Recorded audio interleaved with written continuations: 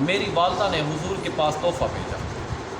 وہ تحفہ کیا تھا؟ وہ یہی حلوہ تھا۔ آقا علیہ الصلوۃ والتسلیم کے پاس وہ تحفہ لایا گیا۔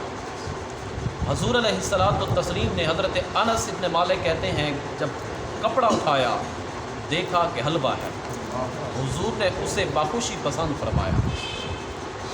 اور پھر حضرت انس ابن مالک کہتے ہیں حضور نے فرمایا کہ جاؤ انس، سب کو بلا کے لے آؤ۔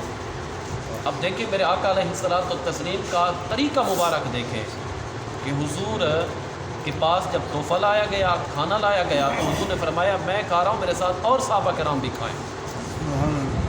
حضور اس بات کو پسند کرتے تھے کہ میں اکیلا نہ کھاؤں، میرے ساتھ اور بھی کھانے والے شامل ہو جائیں۔ یہ آقا علیہ الصلوۃ والتسلیم کا طریقہ مبارک ہے۔ یہ حضور کی سنت ہے کہ لوگوں کو ساتھ شامل کر کے کھانے میں۔ حضور نے فرمایا کہ جاؤ فلاں کو بھی بلا لو، فلاں کو بھی بلا لو، فلاں کو بھی بلا لو۔ حضور نے نام لے لے کے حضرت انس ابن مالک سے فرمایا ان کو بلا لو۔ پھر آقا علیہ الصلوۃ والسلام نے فرمایا جو راستے میں مل جائے اسے بھی بلا لو۔ سبحان اللہ۔ حضرت انس ابن مالک کہتے ہیں کہ میں گیا، جس کا نام حضور نے لیا تھا، فرمایا تھا کہ اس کو بلا لو، اس کو بلا لو، اس کو بلا لو، ان کو تو میں نے ڈھونڈ ڈھونڈ کے بلایا۔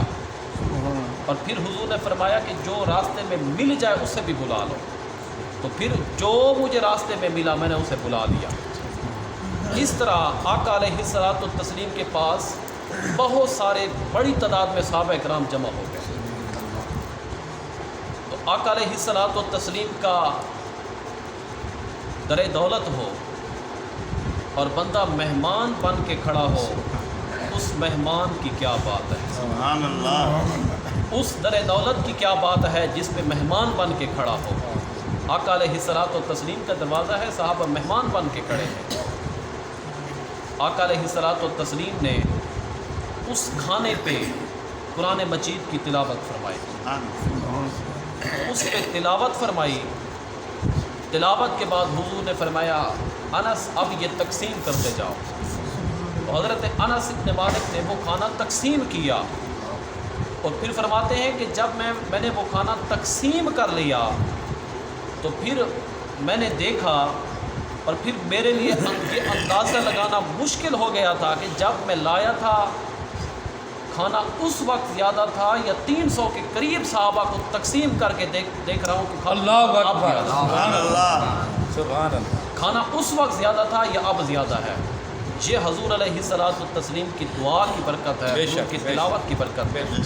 تو اسی طرح آقا علیہ الصلوۃ والتسلیم کی امت کے لیے یہ ساری چیزیں لازمی اور ضروری ہیں، اور انہی میں فلاح ہے، کامیابی ہے کہ جس ہم آقا علیہ الصلوۃ والتسلیم کے حضور کے ہم میلاد کی محفل سجا کے بیٹھے ہیں، آقا علیہ الصلوۃ والتسلیم کی سنت و سیرت پہ ہم عمل کریں تو فلاح اور کامیابی ہے۔ انشاءاللہ اللہ یہی آج کا درس ہے، اسی پہ ہم عمل کریں تو اللہ تبارک و تعالی رزق میں بھی اور عمر میں بھی برکتیں عطا فرمائے گا۔